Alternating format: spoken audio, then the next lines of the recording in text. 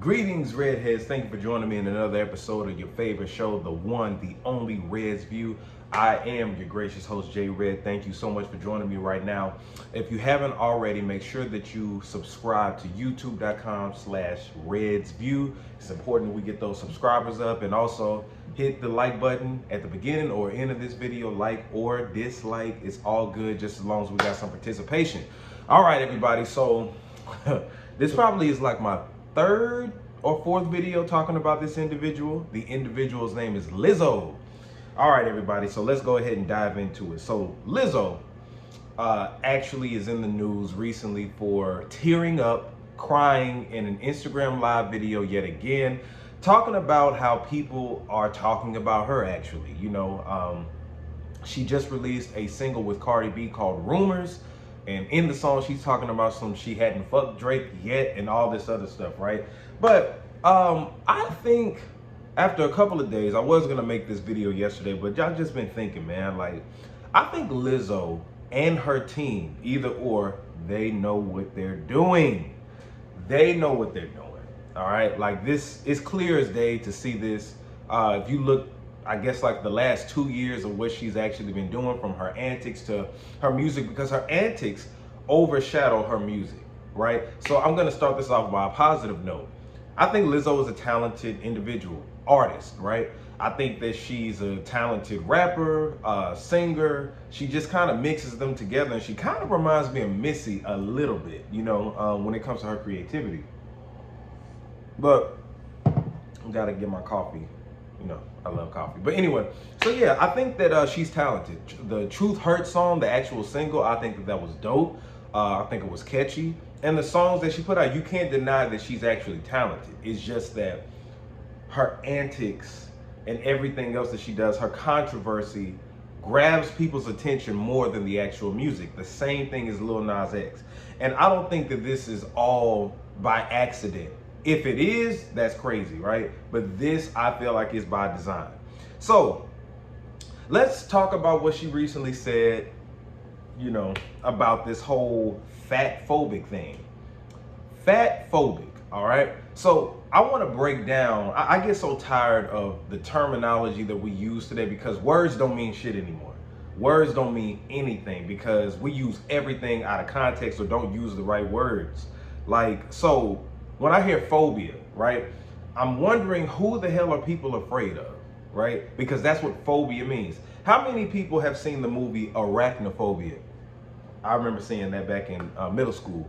So you know that was about spiders taking over the world or whatever that was, right? People are afraid of spiders in the movie. When you think about claustrophobic, I hope I'm saying that right, claustrophobic, when you're afraid of enclosed areas, right? So that's being scared. Phobia, and I have the definition right here: an extreme or irrational fear of aversion to something. Let me read that again: an extreme or irrational fear of or aversion to something, i.e. he had a phobia about being underwater. So when you say fat phobic, Lizzo was saying that a lot of people are fat phobic towards her. And I'm like, okay, that means that people are afraid of Lizzo for being fat? Because when you say fat phobia, I would think that a person is fearful of being fat themselves, or maybe somebody that they're with, they don't want them being fat. That's scary to them. But I would think more so in your mind, it's like, I have a fear. Like, if a person lost so much weight, they drop from 200 to like 130 pounds, and then they're afraid that they will get to be 200 pounds again. That's phobic. So people use and throw the word around, homophobia, and now this one is fat phobia. And I'm like, what? Now, at first I was giving into it. Like, I made this status on Facebook talking about, like, what the hell, fat phobic, really? But the team that Lizzo was with knew that people will be making videos like I'm doing now and actually commenting about it, because Lizzo reaches out to a certain demographic. No offense to anybody that is plus size or would be considered fat, but you're her audience. Not only them, but people who have insecurities about themselves. They have issues. You know what I'm saying? Like, I'm not gonna just say mental disorders, but people who feel underprivileged, right? The haves the have-nots. You know, she appeals to them. She's not the only one that does that, but I feel like with her marketing strategy behind selling records is her body, right? Lizzo is a plus size artist. People will call plus size fat. I think fat was the terminology for it, but now you can't say that because fat is almost derogatory these days, right? Because they say you're fat shaming. So now the word is plus size for women who are considered obese or overweight. So Lizzo uses her obesity to promote her music, promote herself, because she reaches to that demographic that feels that they're underprivileged or anything like that, because she knows that they're going to have her back. So when she does antics like goes into a Lakers game, y'all remember that? I made a video about it. She went to a Lakers game half naked and twerked in the audience. She had her bare ass, she had a thong on and just twerked in the audience. It was no performance, but she actually twerked and did that.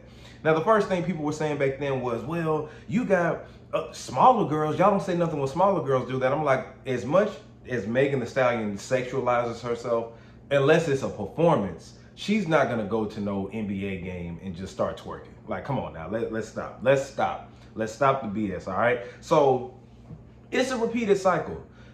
Notice Lizzo just put out the song with Cardi B, right? That couldn't be just it. She couldn't let that be, right?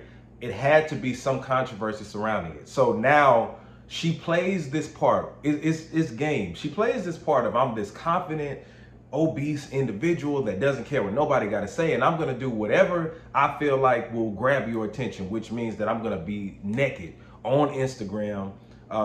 I don't even look. See, the thing is, it doesn't bother me because I don't follow Lizzo. However, DJ PM always ends up sending me some picture that she took, and I'm like, what? Like, get the hell out of here, right? But so Lizzo does this, and then she cries on her lives and says things like FATPHOBIC people are so hurtful and all this other stuff. So the thing is, to piggyback off of that, we lack accountability in the world now. You know, let's take it out of the whole marketing strategy that she's doing that I feel that, you know, her and her team came up with and who's ever pushing her. Let's talk about if she didn't have that, what's happening? The accountability game. Because she goes on Instagram every other day and posts her bare ass, naked ass on social media all the time. Her in fucking candy, a bath full of candy, her been over her couch, just waking up in the morning, just standing up next to the sun on the window with her ass hanging out, right? And when you do that, she leaves her comments on and she lets everybody just talk about it. Now, of course, you're gonna have people come on there and try to motivate her and everything, but what you have to realize is anything that you put on social media, you're gonna have haters. If you post you and your relationship, now you may not have any negative comments on it, but people may be actually hating in disguise. People may like egging you on because they like seeing you make a fool of yourself. That's what it is. Now, we live in the world, and in the world, obesity is unhealthy. Yes, it is. Obesity is unhealthy. Now, do you have obese people that try to do better? Yes. But we know that everybody can't be a fitness guru. Everybody can't work out every day. You know, if that was the case, this would be a perfect world. But we can't act like people being fat or obese isn't a health concern, right? So I'm all for, I love plus size models. You know, I follow a few of them. I think that they're beautiful. I like plus size women. I don't think there's an issue with the necessarily being plus size. But when you're promoting, hey, I'm going to do what the fuck I want, you can have that. You can have any type of way that you want to present yourself, but you have to expect that there will be backlash. I have a show, Red's View. You see the vinyl on the wall, Red's View. I post every week, and I have people who agree with me and hit the like button or comment, leave a good comment, and I have people who don't agree with me. Some people may unsubscribe or refuse to subscribe or whatever. Hit the negative button. You know what I'm saying? They may, thumbs down button. I have comments that sometimes have to be removed due to the YouTube guidelines and all that other shit.